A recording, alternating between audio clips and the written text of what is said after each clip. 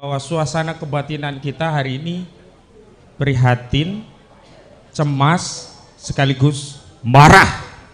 Ada putusan pengadilan dari Pengadilan Tinggi Semarang yang menganulir vonis bagi Gus Dur sebagai mengedarkan kabar bohong, tapi diganti hanya menyebarkan kebencian.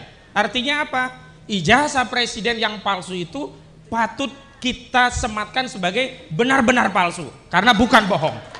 Kalau ada pemimpin yang zalim, itu kita harus marah atau bahagia? Kalau ada pemimpin ijazahnya palsu, kita harus marah atau tersenyum?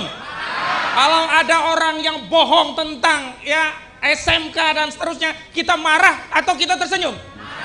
Nah, sebelum kita bertanya rakyat kapan people power, semestinya pertanyaan ini pertama kali kita tanyakan kepada DPR.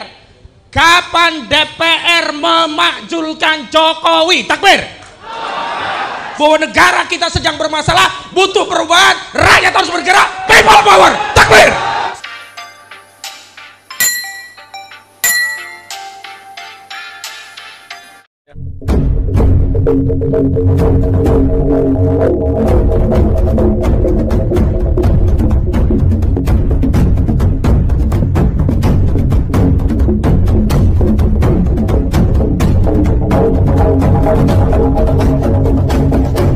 Tidak sekedar hangat, tetapi sudah panas. Untuk memelihara kepanasan kepada Ustadz Ahmad Khozinuddin, dipersilakan. Bismillahirrahmanirrahim. Takbir! Assalamualaikum warahmatullahi wabarakatuh. Saya ingin menyampaikan 3 hal. Yang pertama, suasana kebatinan kita, baik yang hadir di sini, juga segenap rakyat Indonesia yang punya kesadaran atas kondisi bangsa ini. Tentu saya ingin katakan bahwa suasana kebatinan kita hari ini prihatin, cemas, sekaligus marah. Kenapa prihatin? Karena seluruh kerusakan itu terjadi di depan mata kita, bahkan kita juga turut menjadi korbannya. Tapi kerusakan itu dibalut seolah-olah sebuah prestasi. Dan bahkan yang paling prihatin adalah ada putusan pengadilan dari Pengadilan Tinggi Semarang yang menganulir vonis bagi Gus Dur sebagai mengedarkan kabar bohong, tapi diganti hanya menyebarkan kebencian. Artinya apa? Ijazah presiden yang palsu itu patut kita sematkan sebagai benar-benar palsu karena bukan bohong. Ya, karena itu kita prihatin. Dan yang kedua, kita cemas dengan masa depan bangsa kita. Bagaimana dengan nasib masa depan bangsa kita? Saya ingin mencoba untuk mengambil istilah yang sifatnya ke depan. Kalau sebagian orang mengajak kita untuk tidak melupakan founding father kita yang mendirikan bangsa ini, justru saya ingin katakan sesungguhnya kita mendapatkan amanah dari anak cucu kita untuk menjaga bangsa ini agar bangsa yang bernama Indonesia ini sampai kepada mereka. Saya khawatir, cemas bangsa yang dimerdekakan oleh founding father kita, yang dititipkan anak cucu kita, rusak di tangan kita dan tidak sampai kepada anak cucu kita. Itu membuat kita semua tentu saja cemas.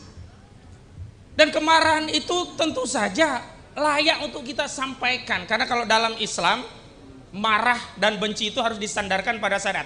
Kalau ada pemimpin yang zalim, itu kita harus marah atau bahagia?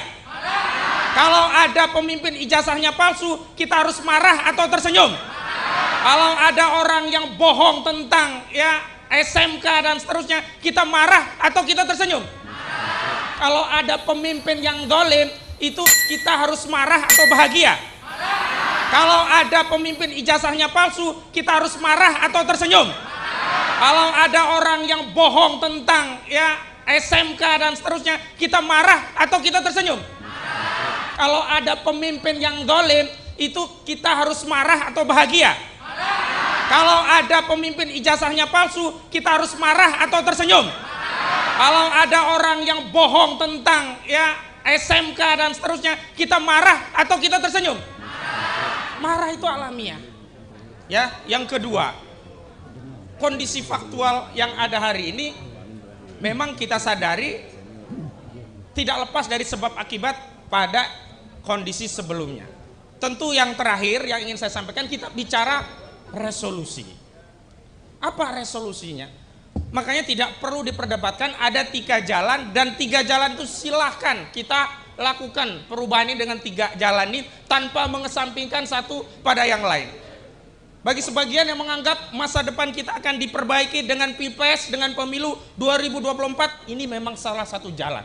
Tapi tidak bisa kemudian menghalangi jalan yang lain termasuk people power ini. Kenapa? Tidak ada satupun yang dapat menjamin Pilpres dan pemilu 2024 benar-benar terjadi. Takbir. Yang kedua, jalan people power. Nah, sebelum kita bertanya rakyat kapan people power, semestinya pertanyaan ini pertama kali kita tanyakan kepada DPR. Kapan DPR memakzulkan Jokowi? Takbir. Kapan DPR memakzulkan Jokowi? Takbir. Kapan DPR memakzulkan Jokowi? Takbir. Sebab kalau hak angket dipergunakan oleh DPR, ditingkatkan menjadi hak menyatakan pendapat dan berujung pada pemakzulan presiden di MK, rakyat tidak perlu capek-capek. Lebih dekat. Tidak perlu capek-capek. Karena apa? Suasana kebatinan kita, aspirasi kita, kehendak kita diwakili oleh DPR. Karena itu saya sependapat dengan keinginan Prof. Denny agar segera DPR mengaktifasi hak angket untuk memeriksa 3 hal yang telah disampaikan oleh Prof. Denny, ditambah 1, yakni tolong periksa ijazah Jokowi asli atau tidak. Takbir. Dan yang ketiga, ini adalah jalan people power. Nah, people power itu adalah follow up dari mancetnya DPR. Kalau DPR sudah bekerja menggunakan mekanisme di DPR untuk mengontrol eksekutif, dalam hal ini Presiden Joko Widodo, maka kita bisa menunggu dan duduk manis. Tapi faktanya apakah DPR melakukan itu?